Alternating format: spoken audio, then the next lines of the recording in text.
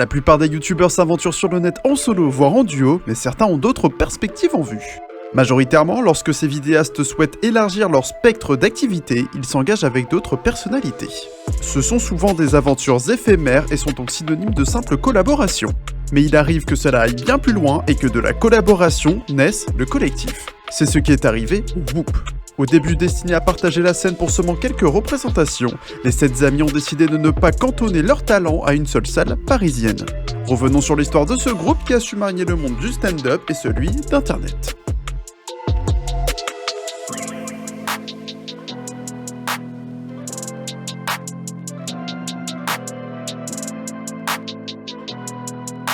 Alors que le Zapping Amazing 2 est programmé pour janvier 2013, Mr V et Hugo tout seul décident de s'entraîner à monter sur scène.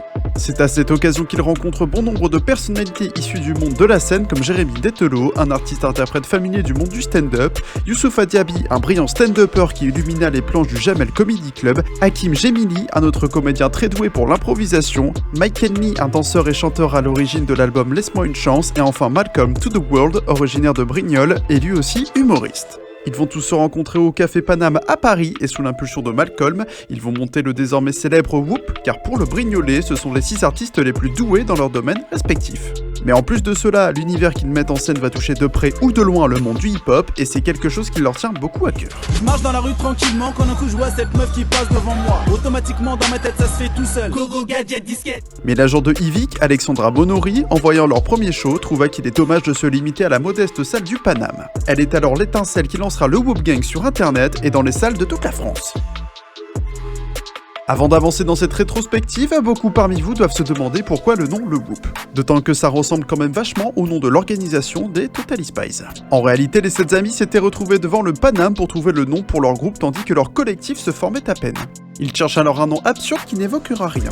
Alors qu'ils se creusent les méninges en profitant d'un temps enneigé, ils sont interrompus par l'arrivée d'un sans-abri polonais, un peu imbibé, avec un sac sur lequel il est écrit WHOP, Whoop, expliquant que ces initiales désignent une insulte envers les forces de police en polonais.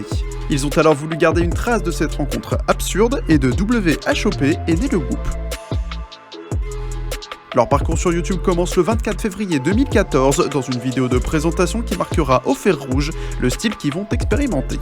Humour absurde, non-sens et musique les suivront tout au long de leur parcours. Le Whoop sur le 87.3 FM. Mais putain de pas une radio là. Non mais il est sûr, il me saoule là. Ta gueule là, tais-toi. On s'embrouille.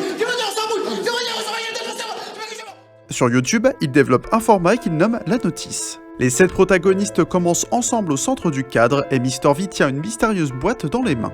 Lorsqu'il l'ouvre, nous avons le droit à une série de sketchs qui nous indiquent les choses à ne pas faire dans telle ou telle situation. Bien évidemment, on ne pourrait pas dire objectivement que les conseils qu'il nous donnent soient extrêmement pertinents. Par exemple, si nous sommes juges, il n'est pas conseillé de demander à l'accusé de se lever et de s'asseoir 15 fois d'affilée. Levez-vous, asseyez-vous, levez-vous, asseyez-vous, levez-vous, asseyez-vous, levez-vous, asseyez-vous, levez-vous, asseyez-vous, levez-vous, asseyez-vous, levez-vous, asseyez-vous, levez-vous, asseyez-vous, putain, j'adore la coke. Ces suggestions décalées et absurdes sont la marque de fabrique du collectif. Cette série rencontrera vite son public et le Whoop prendra d'assaut YouTube en rassemblant en un an les 1 million d'abonnés. Jusqu'en mars 2015, ils proposent uniquement le format notice ainsi que des bonus qui sont les making-of de leurs épisodes officiels. Nous pouvons alors découvrir les coulisses du Whoop ainsi que les différentes scènes coupées. C'est le 20 mars 2015 qu'ils lancent une nouvelle série du nom de Punta Kaira, une mini-série de 3 épisodes plus une chanson où ils parodient les émissions de télé-réalité. Au lieu de présenter des fashion victimes un peu limitées comme on en a l'habitude, ils mettent en scène de braves citoyens issus du ghetto. Et comme on peut s'y attendre, on a le droit aux mêmes prises de tête que ceux des programmes du groupe M6, mais cette fois-ci tournés à la dérision et consciemment au ridicule. Le Whoop Gang continue ensuite sa série phare La Notice et commence de plus en plus à proposer d'autres formats. Il se lance notamment dans la réalisation de plusieurs petits courts-métrages en rapport avec l'actualité, comme Marine est passée. Cependant, il reste toujours dans le thème de l'humour, mais on peut se demander si certains des sujets qu'il traite ne sont pas un peu politisés. Hakim s'engage, toujours sur la chaîne du collectif et en collaboration avec Hugo tout seul, dans une émission originale du nom de Entêté, le 10 janvier 2017. Le concept est simple, Hakim Gemili se balade dans la rue et part à la rencontre des passants pour les questionner sur des sujets tirés des tendances Twitter. La vérité, j'achèterais un max de capotes. T'achèterais un max de capotes? Ah ouais. Ah ouais. Tous ces nouveaux formats expérimentés sur le net par le collectif rencontreront leur public. Ils ont toujours su rester fidèles à leur thème et à leur gag de prédilection tout en se renouvelant. Mais leur parcours ne se limite pas à YouTube. En effet, le Whoop a toujours eu comme principal intérêt la scène et monter sur les planches. Dès l'année de leur création, ils foulent pour la première fois les planches du théâtre de 10h le 1er avril 2014. Puis ils feront le tour de la France en investissant les salles de Toulouse et de Marseille.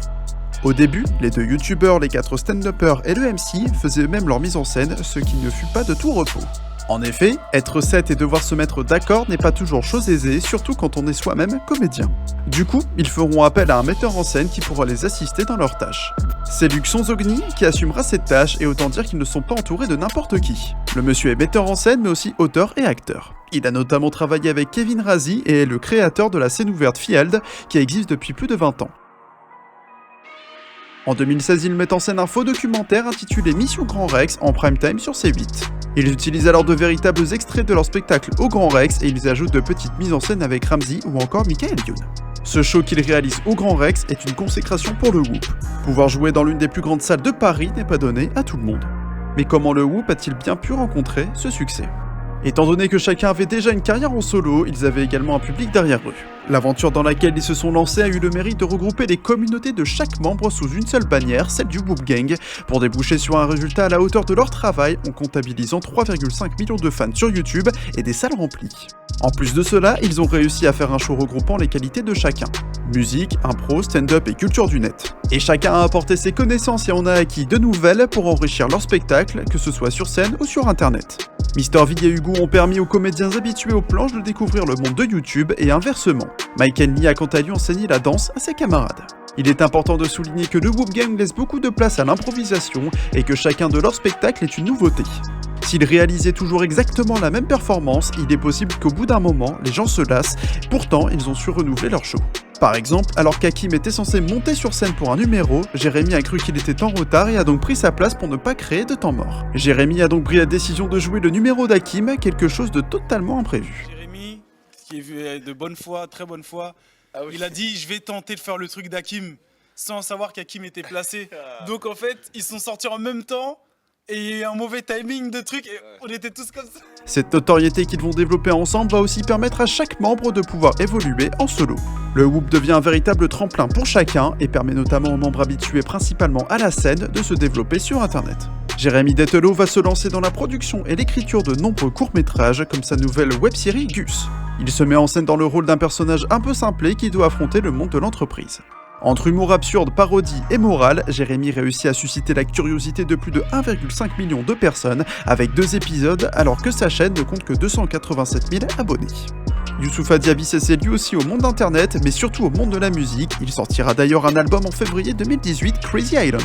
Certains de ses clips vont être publiés sur la chaîne du collectif, mais la majorité de son contenu va être publié sur sa chaîne personnelle YouTube.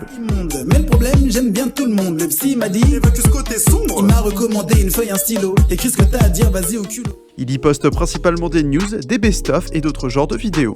Il possède une chaîne de musique et de gaming, mais encore aucun contenu n'est disponible dessus. Hakim Gemili de son côté va réaliser le projet Entêté, comme je le disais précédemment, mais va aussi ouvrir sa propre chaîne YouTube. Il y fait principalement des caméras cachées et des petites vidéos humoristiques. En 2016, il sera invité par Day8 pour rejoindre l'équipe de Touche pas à mon poste et il animera notamment les sondages d'Hakim. C'est un petit format dans lequel il va à la rencontre de personnes pour leur poser certaines questions d'actualité. Malheureusement, avec seulement 4 émissions, il n'aura pas la visibilité escomptée. Mike Henley continue de son côté dans le monde de la musique en produisant plusieurs clips pour sa chaîne YouTube. Il y poste des musiques originales, mais il réalise aussi des covers où il regroupe plusieurs chansons préexistantes pour en construire de nouvelles. Hier a tout oublié, demain matin parle mal. Personne ne m'aime et puisque c'est comme ça j'irai sans vous. Personne te comprendra jamais, dis-leur pas comme t'as mal. N'oublie pas le principal, au fond tout le monde s'en fout. Hugo tout seul est quant à lui assez discret sur ses projets, mais il reste malgré tout crédité sur plusieurs vidéos, notamment Entêté comme je l'avais dit plus tôt. En ce qui concerne Mr V, il est toujours très actif sur internet et au micro. Nous avons d'ailleurs consacré toute une desserte aux stories à son sujet, n'hésitez pas à aller la visionner. Malcolm to the World continue son bonhomme de chemin en réalisant la shortcom sobrement nommée Normal. En plus de ses traditionnels collaborateurs, le fondateur du Whoop invite Jimo, Elise Moon, Norman, Vincent Dezania et Kevin Razi à rejoindre son projet. Le budget est au rendez-vous et nous nous éloignons des épisodes de Notice qui regroupaient uniquement le groupe d'amis au sein du cadre. Dans cette série publiée sur Instagram et rediffusée sur YouTube, Malcolm nous propose une histoire en 21 épisodes, dont voici le pitch. Malcolm, un jeune homme de 27 ans fauché et au chômage, se fait virer de chez lui après un étrange braquage. Il embarque dans sa quête de fortune son ami Jimo, Casey au moment des faits, qui quittera sa famille par culpabilité. Entre galère et arnaque, ils vont se retrouver dans une aventure qui va leur faire traverser différentes classes sociales et mettre leur morale à l'épreuve. La chaîne du Whoop Gang accueille donc tous les jours aux alentours de 18h une nouvelle aventure humoristique sous la direction de Malcolm. Mais même si cette shortcom n'est pas estampillée le Whoop, le public sera malgré tout au rendez-vous. Après avoir passé 5 ans à fouler les planches de toute la France, le Whoop Game s'absente de la scène pour cette année 2019. À l'heure actuelle, on sait seulement que le Whoop Gang a bien comme projet de collaborer de nouveau, même si aucune date n'a été officialisée. Ce collectif a permis à chacun de ses membres de découvrir de nouveaux horizons. Ceux habitués à la scène ont pu se lancer sur internet en rencontrant plus ou moins de succès et inversement pour ceux issus du net. Même s'ils avaient tous leur public avant de se rencontrer, leur collaboration leur aura permis de gagner en visibilité et d'étendre leur fanbase. En gardant leur style et surtout en réussissant à exploiter les qualités et talents de chacun, le Whoop aura réussi à se forger une communauté fidèle qui répond présente à chacune de leurs nouveaux projets. On n'est pas tous seuls, on n'est pas tous seuls, on n'est pas tous seuls, on touche un membre de ma clique, Négro, tu verras qu'on n'est pas tous seuls, on n'est pas tous seuls, on n'est pas tous seuls, on n'est pas tous seuls, on n'est pas tous seuls, t'es démarre, tous mes robes négro postichés dans le bloc, on n'est pas tous seuls, okay. Bravo Mike, bravo. Merci, merci, vraiment pas mal.